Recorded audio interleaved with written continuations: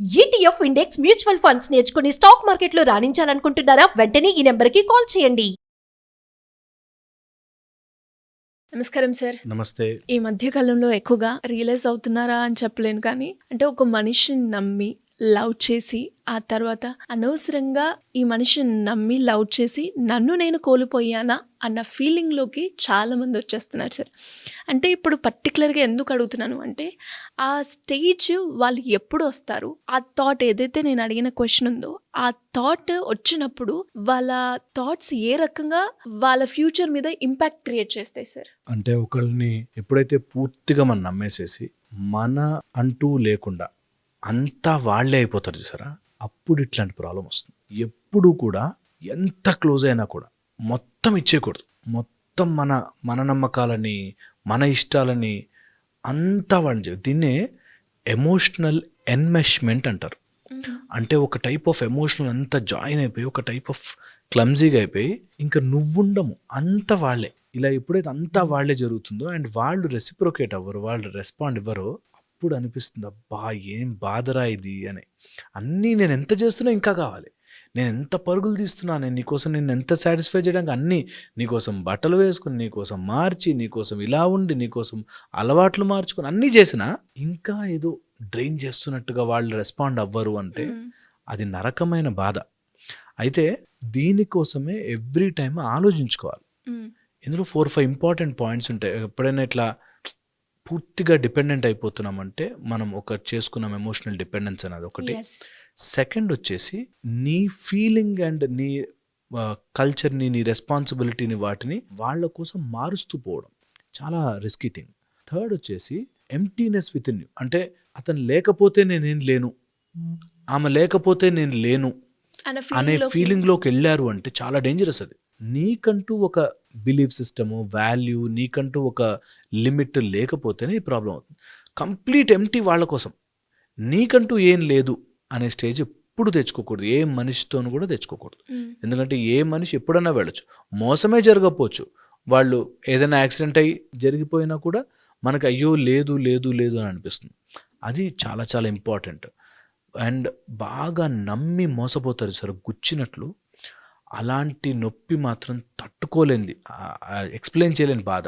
ఎందుకంటే వాళ్ళ కోసం మొత్తం త్యాగం చేసేసి, మొత్తం ఇచ్చేసి, వాళ్ళ ఫ్యామిలీని వదులుకున్న ఒక అమ్మాయి, నాకు తెలిసిన అమ్మాయి, లవ్ చేసిన కారణంగా ఫ్యామిలీని వదిలేసి, ఆమె ఉంటున్న ఊరు వదిలేసి, ఉద్యోగం వదిలేసి, ఏదో తెలియని నార్త్ ప్లేస్లో ఒక కుగ్రామంలో ఏదో చేస్తాడని చెప్తే వెళ్ళిపోయి అక్కడ వాడు పెట్టని టార్చర్ లేదు పెట్టాక, అయినా కూడా నువ్వంటే ఇష్టం రా, నువ్వు ఏదో రోజు మారుతావని నాకు తెలుసు, నువ్వు నీలో మార్పు చూడడానికి నేను ఎంతైనా తట్టుకుంటాను, మాకు ఫోన్ చేసి కూడా ఏదైనా మారే ఛాన్స్ ఉంటుందా, ఆయన ఏదన్నా లేదమ్మా నిన్ను ట్రామా చేస్తున్నాడు, నిన్ను కొడుతున్నాడు, తిడుతున్నాడు, నిన్ను నెయిల్స్తో కొట్టేవాడంట, అంత చేస్తున్నా నువ్వు లేదండి ఆయన ఏదో రోజు మారుతాడండి, ఆయన ఏదో రోజు నా ప్రేమను గుర్తిస్తాడండి, ఈ టైప్లో సినిమాటిక్గా ఫీల్ అయిపోతుంటారు, విచ్ ఇస్ రాంగ్.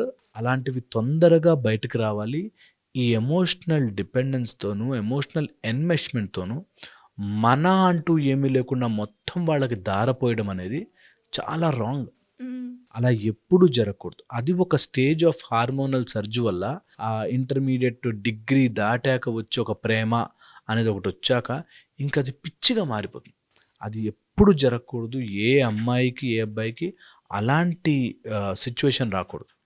ఒకవేళ అలా వస్తే ఫస్ట్ కరెక్ట్ యువర్, నీకంటూ ఒక స్టేచర్ ఉంది, నీకంటూ ఒక సెల్ఫ్ రెస్పెక్ట్ ఉంది, నీకంటూ ఒక లిమిట్ ఉంది అని తెలుసుకోవాలి. రెండోది, మిస్టేక్ జరిగినా దట్స్ ఓకే. ఒక్కోసారి ఒకళ్ళు నమ్మి పెడతాము, ఒకళ్ళు నమ్మి మన జీవితాన్ని ఇచ్చేస్తాము, వాళ్ళు మోసం చేస్తారు, చేసేవాళ్ళు ఉంటారు. కొంతమంది ఇలాంటి వాళ్ళ కోసమే వెతుకుతుంటారు. ఇలాంటి వ్యాంపైర్స్ అంటారు, వాళ్ళు energy suckers, they just suck out the blood. అలాగ వ్యాంపైర్స్ ఉంటారు, వాళ్ళతో చాలా జాగ్రత్తగా ఉండాలి. ఓకే. Third, family. ఇలాంటప్పుడే ఫ్యామిలీకి చెప్పుకోవడానికి భయపడతారు. కంపల్సరీ చెప్పండి, ఫ్యామిలీ వాడు నా తిట్టినా ఓ మాట అన్నా నేను కడుపులో పెట్టి చూసుకునేది ఫ్యామిలీకి చెప్పండి. Fourth and most important point, ఇలాంటప్పుడు don't lose your emotional strength. Emotional strength పోగొట్టుకున్నాము అంటే ఇంకా కింద దిగజారిపోతాం. ఎమోషనల్ స్ట్రెంగ్త్ ఎట్లా ఉండాలి, కొన్ని సిచ్యువేషన్ జరిగినప్పుడు నీ ఎమోషనల్ ఇంబ్యాలెన్స్ కాకుండా ఈ ఎమోషనల్ డిస్రెగ్యులేషన్ కాకుండా ఒక ఫిలాసఫీ గుర్తుపెట్టుకోవచ్చు.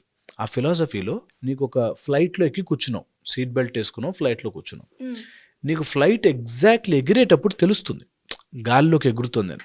అలాగ నీ ఎమోషన్ ఎప్పుడైనా అట్లా స్ట్రైట్గా వెళ్ళకుండా ఇట్లా సడన్ సర్జ్ తీసుకున్నాయంటే ఎమోషనల్ హైస్ అండ్ లోస్ అంటారు. ఏ మనిషి మీదైనా too high an emotion, too low an emotion control చేయడం ప్రాక్టీస్ చేయాలి.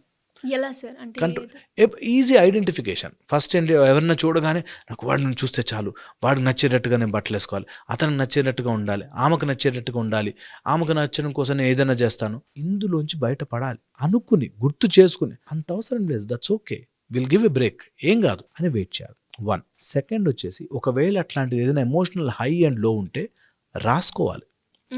వెన్ యూ స్పీక్ అవుట్, ఎందుకింత నేను ఎమోషన్ గురైపోతున్నాను, ఎందుకింత నన్ను నేను కంట్రోల్ చేసుకోనికుండా వాడు కొట్టినా తిట్టినా ఎందుకుంటున్నాను అని రాసుకుంటే you will know their base. ఏంటంటే నేను ఇన్ఎడిక్వేట్, నేను సరిపోవట్లేదు, నాకు వాడి ఉంటేనే నా జీవితం ఫుల్ఫిల్గా ఉంటుంది, ఆమె ఉంటేనే నా జీవితం ఫుల్ ఫ్లెజ్డ్గా ఉంటుంది అని ఒక నమ్మకంలోకి వెళ్తారు, విచ్ ఈజ్ రాంగ్. అలా ఎప్పుడు నమ్మకూడదు. ఎవరు లేకపోయినా నీ జీవితం సంపూర్ణం. పూర్ణమదః పూర్ణమిదం పూర్ణాత్ పూర్ణముదచ్యతే అంటారు. అలా everything you are a full life. నీకు ఎవరి నీడ్ అవసరము లేదు. ఎవరైనా పాజిటివ్గా వచ్చారా లైఫ్లో వెల్కమ్, లేకపోతే you should leave it. Okay, ఈ ఎమోషనల్ హై అండ్లో రాసుకున్నప్పుడు తెలుస్తుంది నేను ఎందుకు నేను ఇంత ఇన్ఎడిక్వేట్గా నేను ఉండలేకపోతున్నాను, నేను ఇంతకంటే నేను బెటర్ అవ్వలేను అని ఎందుకు అనుకుంటున్నాను అనేది తెచ్చుకోవాలి.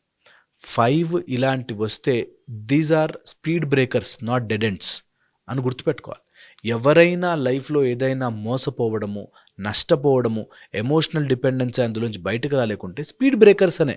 ఇది డెడ్ ఎండ్ కాదు, ఇక్కడ ఒక జర్క్ వచ్చింది, దట్ ఈజ్ ఓకే, నేను ముందుకు వెళ్తాను లైఫ్లో అని అనుకోవాలి. చాలామంది డెడ్ ఎండ్ అనుకుంటారు. అందుకే సూసైడల్ టెండెన్సీస్, లేకపోతే నేను పిచ్చిగా అయిపోతాను, తాగేసి పడిపోతాను. ఇప్పుడు సినిమాల్లో కూడా అట్లానే చూపిస్తున్నారు.